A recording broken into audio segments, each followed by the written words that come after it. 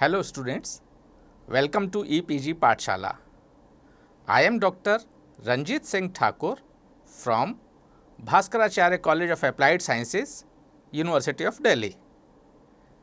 Today I am going to talk about application of information technology in public libraries from your paper Public Libraries. So coming to the objective of this paper, the importance of use of ICT in public libraries, this is number one. Number two, application of information technology in public libraries in their housekeeping operations such as acquisition, cataloging, circulation, etc. So before we start, let us know the meaning of the term technology. Actually, technology deals with the tools and techniques used in executing plans and designs made for manufacturing and production. Technology enables us to do things in a better way, in a faster way and cheaper way. It enables us to do what we cannot do now. Technology makes our life easier and changes our lifestyle. Now coming to information technology. Information technology is the tool and techniques used in acquisition, processing, storage, dissemination, reproduction and communication of information of all kinds, may it be textual, numerical, audio, video, graphics and animation. UNESCO has defined information technology as scientific, technological and engineering disciplines and the management techniques used in information handling and processing information, their applications, computers and their interaction with man and machine and associated social, economic and cultural matters. Generally, we know that information technology is considered to be synonymous with computer technology. But as a matter of fact, information technology comprises of all technologies dealing with acquisition, storage, retrieval, reproduction, dissemination and communication of information in a library. You must be knowing that the pace of development in the field of information technology is tremendous. Speed of computer processors, that is microprocessors, is becoming faster and faster. Storage capacity is ever increasing. New and new hardware devices are commercially available. Sophisticated application and system softwares are being developed. On the other hand, the telecommunication technology has immaterialized the geographical distances. One can communicate over a distance in real time and at a very low cost. These changes in ICT have changed the face of libraries. There is a visible improvement in services of libraries. Libraries are now in a position to provide personalized services to their members. In coming days, library users are likely to register in record number of information over networked libraries. Friends, let us now discuss about the circulation process. An automated circulation module of a library management software would require maintaining number 1 patron data, number 2 documents data and number 3 transaction management. In patron data file, new registration, renewal of membership to create a unique ID card with a barcode embedded is done by entry of personal details. This file is also used for issuance of no due certificate and deletion or cancellation of membership.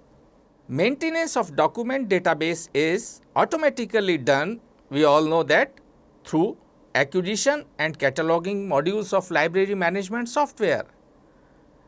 Coming to the transaction management file, in transaction management file, data for check-in and check-out, renewal, reservation and recall and reminder are maintained.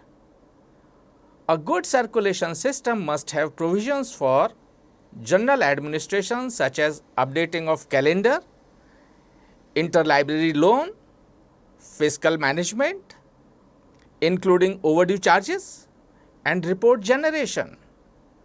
Circulation is one of the most affected area of library services. An automated circulation system saves lot of time of users as well as staff. With the help of web OPEC, users can search information from anywhere at any time and can easily do the reservation of library sources for themselves. RFID technology is being used in the library for circulation. RFID technology based classification system is emerging very fast. With the help of RFID, users can actually perform self checkout and check-in. It also helps to avoid the theft of library resources. RFID helps in better shelf management of a library, and some automation software gives the images of resources in OPEC as well. Coming to reasons for using information technology in public libraries. Students, there are numerous reasons for using information technology in public libraries. Some of them are: number 1, to get higher efficiency in library routine functions. Number 2, to improve speed of library operations, thereby saving on time. Number 3, to reduce the chances of errors in transactions, thus overall improvement in quality of service. Number 4, to develop an effective resource sharing network. Number 5, to enable the library authority to think in terms of new services which were not there in absence of library automation. And last, to enable the authority to generate various statistical and management reports. Friends, use of information and communication technology in public libraries is beneficial to all concerned, that is, the users of the library and the libraries itself. Users get benefited in various ways, such as: number 1, they can place new demands on their libraries. Number 2, they are provided with speedy and easy access to information.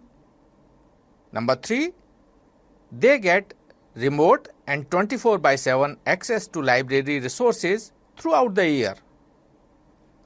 Number 4, they get access to unlimited information from different sources. Next, users also get information flexibility to be used by any individual according to his or her requirements. Next, they get the facility of reformatting and combining of data from different sources. And finally, they get access to regular updates on topics of their interests. Now coming to benefits to libraries. Use of information and communication technology is also beneficial to the libraries as well. Some of such benefits are: number 1, quick and convenient information exchanges, access to experienced and expert individuals in thousands of fields, enhancement of teamwork across geographical distances, access to archives information worldwide, transfer of data between machines, enables libraries to reach fellow information professionals and with messages and documents independent of the constraints of mails, telegraphs, or even fax. It is also beneficial to the library because information and communication technology also provide access to bibliographic records of millions of books and the details of the holdings of other libraries around the world. And finally, electronic journals and newsletters are made available on regular basis. Most of the public libraries world over use information technology to automate their housekeeping operations. The housekeeping operation of a library include the process of acquisition, cataloging, and OPEC, circulation, serial control, and information storage and retrieval.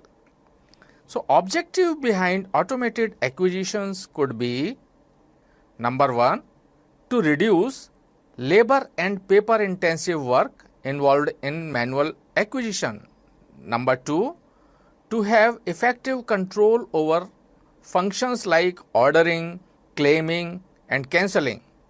Number 3, to keep the financial status updated at the given point of time, and finally to generate required MIS reports. Acquisitions play a vital role in accomplishment of mission of a library. Many pioneers such as Evans and Gorman have talked about library acquisitions. However, James Rush has given a more comprehensive definition of acquisition. Rush elaborate, and I quote, "Acquisitions encompasses all aspects of procurement of all types of library materials, whether by gift or exchange, from the request stage through transfer of materials to cataloging." Unquote. You must have studied that the manual library acquisition involves a lot of paperwork, handling reconciliation of orders, invoices, budget control, and fiscal analysis, follow-ups, claims, and cancellations, etc. Automated library acquisition system helps doing all those work more accurate, timely, and with complete records of orders. This reduces labor and paper intensive work involved in manual system. Further, automation supports for acquisition eliminates much of the forms, preparation, and paper handling required in manual system, thus reducing the personal time and efforts required to do this work. A most important benefit is that the powerful, cost-effective monitoring capability it affords to library management. Process of acquisition can be categorized in 3 phases, that is pre-order, order, and post-order. Pre-order involves processing of suggestions or requests from the patron, check for availability, check for duplication, budget provisions, approval from the authority, and selection of vendor. The selection of documents is based on some policies of public libraries. Selection is also done with the help of selection tools such as publishers' catalog, bibliographies, book reviews, and book references. Most of the publisher catalogs these days are available in CDs and on their respective websites. The process of order involves generation of order and dispatching of order.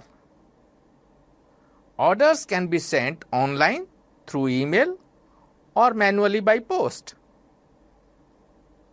Coming to the post-order process, the post-order process involves receipts and physical verification of the ordered materials, invoice processing, accessioning, and report generation. The process of acquisition starts with the requests from users and ends with accessioning. After the accessioning is over, the charge goes to next housekeeping operation, that is classification and cataloging. Coming to the application of ICT in acquisition. All these procedures and related activities of acquisition can be automated and mechanized with the help of a suitable library management software. For smooth functioning of an automated acquisition system, we need to have some predefined data files. These include: number 1, a document data file, which is normally the catalog of a library along with in process or in acquisition data file. These files are needed to check for availability and to check for number of copies available in the library, vis-a-vis duplication of the titles to be acquired. Secondly, a vendor data file is also needed. This file is needed to help in selecting a supplier while placing an order. The vendor data file consists of the data elements like vendor ID, name of the vendor, address, contact person, mail ID, telephone number, specialization, and so on. Thirdly, the data file containing financial data and invoice data is also needed. These data files are required to keep pace with the budget, different heads of expenditures, and financial status of the library. Finally, some data files containing data related to library policy, patron, currency converter, etc. are also required for smooth functioning of acquisition process. In any good library management software, all the previously mentioned data files are integrated and connected to all the relevant databases. After the acquisition is done, next library housekeeping operation, as I told you earlier, is processing of documents, which involves classification, cataloging, labeling, and shelving. Classification is nothing but grouping of books on similar subject. Classification is done for two reasons. Number 1, to help the users to find a particular book or books in the library. Number 2, to find out documents on a given subject in the entire library collection. For classification of books, there are many schemes available, such as colon classification, popularly known as CC, Dewey Decimal Classification known as DDC, Universal Decimal Classification known as UDC, and Library of Congress Classification, that is LC. Classification is actually an intellectual process. Hence, automation of classification would require a suitable artificial intelligence technique. Documentation Research and Training Center, that is DRTC Bangalore, has taken some initiative in this. DDC is also available on CD-ROM and online. Coming to the computer-based cataloging. In most of the public libraries in the developed countries, online public access catalog, that is OPACs, have almost replaced traditional card catalogs. These OPACs offer enhanced search capabilities for accessing the local collection. They often include the holdings of other branch or regional libraries as well. Many libraries are also providing a web interface to their library and information system, often including direct links to electronic journals, books, and information resources. While designing a computer-based catalog or an OPAC of a library, certain issues need to be taken care of. These are related to number 1 designing, number 2 searching, number 3 retrieval, and number 4 standards, and finally display. An OPAC should be designed and developed in such a way that it reflects an understanding of users' searching behavior of that library. Further, a good OPAC enables coverage of all types of documents to be added, validated, edited, and deleted online from the workstations. The library OPAC should be capable of importing and exporting of records. If required, OPAC should support multilingual features. An OPAC should support both simple and advanced search facilities like Boolean search. Coming to the standards for OPAC, so far as standards for OPAC are concerned, a good OPAC should comply with standard bibliographic and authority record formats such as MARC, CCF, and UniMarc. It must support standard classification scheme and vocabulary control devices such as thesauri and lists of subject headings, etc. An OPAC must be Z39.50 compliant and be capable of capture bibliographic and authority records from any Z39.50 server through Z39.50 client. An OPAC must enable incorporating changes in the MARC authority format or other national or international standard formats. A good OPAC is expected of displaying an appropriate amount of information. Generally, there are 3 layers display in an OPAC.